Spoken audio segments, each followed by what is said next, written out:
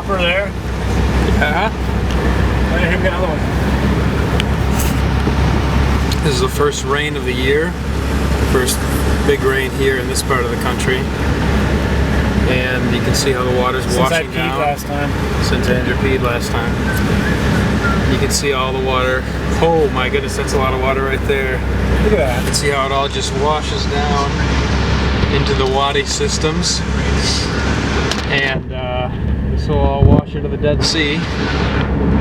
But this is the first rain of this rainy season, so all the crap and all the dirt and garbage and everything is going to be washed away. And our bus almost took a tumble there, and we almost all died.